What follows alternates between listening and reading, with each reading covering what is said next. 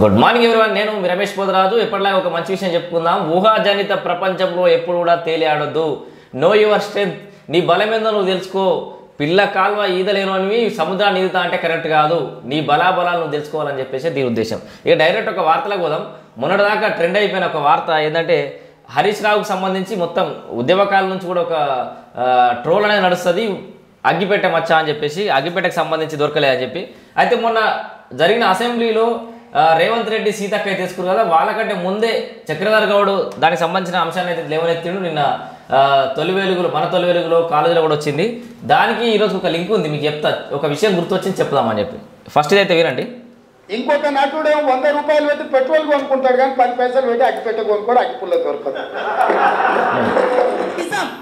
గతంలో కూడా అగ్గిపుల్లలు దొరకక మీరు అగ్గిపుల్లలు దొరకక డ్రామాలు చేస్తే పాపం వేరే పిల్లలు ఆత్మ. వినండి, లింక్ ఉంది. ఇది ఆల్రెడీ మీరు చూసుంటారు.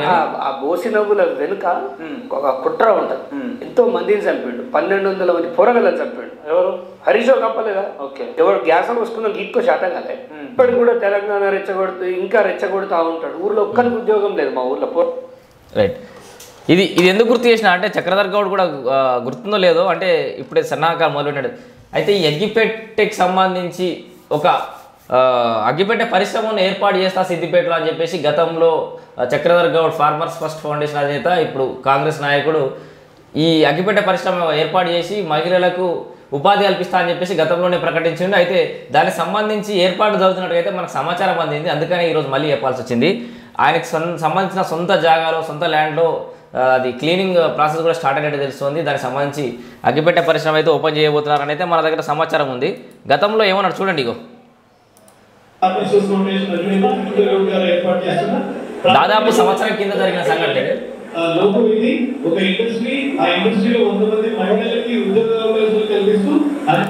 ఇది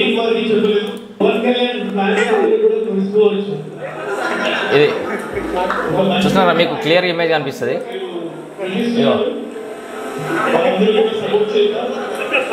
అగ్గిపెట్టె మచ్చ బాగా మండుద్ది అట.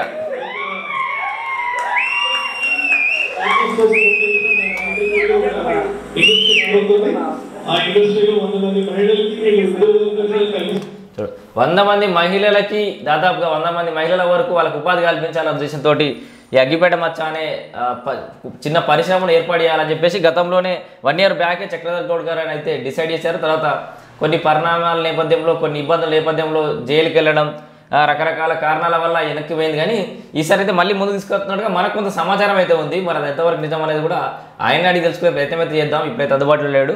అయితే ఆయన సంబంధించిన జాగా సాప్ అవుతుంది, అగ్గిపెట్టె పరిశ్రమ అయితే మొదలు పెడుతున్నట్టుగా అయితే మనకు సమాచారం ఉంది. ఇక ఈ వార్తతో పాటు మరిన్ని ఇక మార్నింగ్ న్యూస్లోకి వెళ్ళిపోదాం మనం ఫాస్ట్గా. Telangana exit polls. Times now survey Telangana majority MP స్థానాలు ఆ పార్టీకే.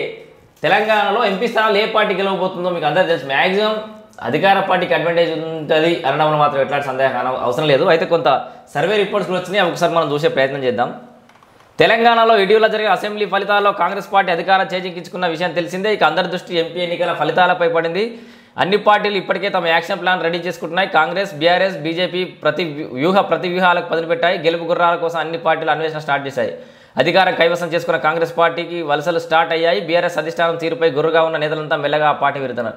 ఈ నేపథ్యంలో తెలంగాణలో ఎంపీ ఎన్నికలపై times now Matrize NC survey చేసి ఫలితాలు వెల్లడించింది. అధికార కాంగ్రెస్ పార్టీకి 9 వింటున్నారా, అధికార కాంగ్రెస్ పార్టీ దాదాపు 9 స్థానాల్లో విజయకేతనం ఎగరబోయబోతుందని ఒక అంచనా.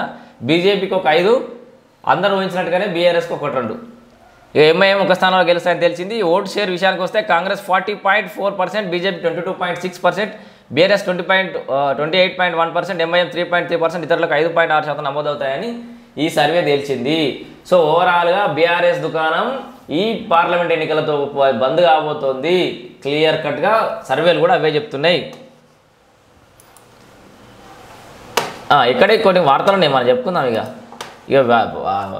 ఏంది ఈనాడు వెళ్ళి వచ్చే వార్తలు అయితే ఇక చాలా వాటిలో ఆల్రెడీ వచ్చేసి ఉంటాయి కాబట్టి నిధుల సమీకరణ రేవంత్ సర్కార్ ఇగో కేటీఆర్ చూడు ఒకసారి. కేటీఆర్ మేడకు మరోవచ్చు పక్కా ప్లాన్ ప్రకారం వేట మొదలుపెట్టిన రేవంత్ రెడ్డి అని ఈ ఫార్ములా ఈ రేస్ సంబంధించిన వ్యవహారం అవుతుంది కదా, దానికి సంబంధించి మరింత ఆయన మెడకు చుట్టుకునే అవకాశం అయితే ఉందట. ఇంకా గట్టిగా ఫోల్డ్ చేస్తున్నారు ఆ కేసుని.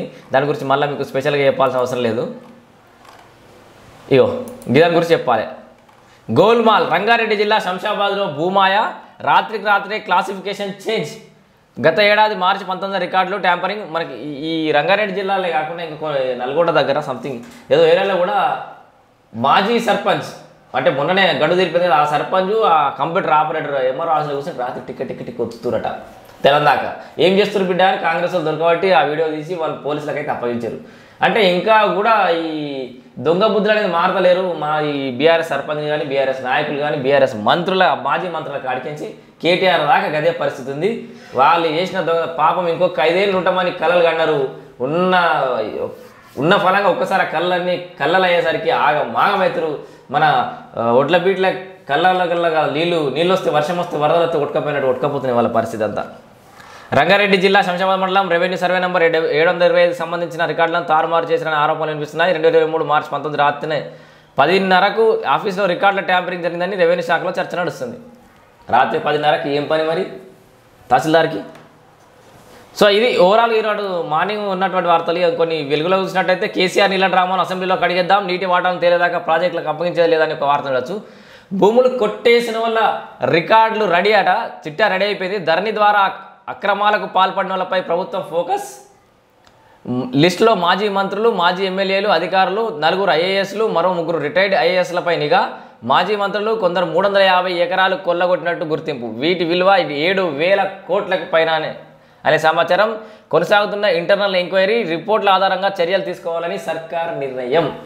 సో ఇది పరిస్థితి. ఇంకో న్యూస్ ఏంటంటే మాజీ ఎమ్మెల్యే బాలకృష్ణ రేవంత్ రెడ్డి మీద అనుచిత వ్యాఖ్యలు చేసిన కదా, ఆయనకైతే 41 నోటీస్ ఇచ్చేసారు.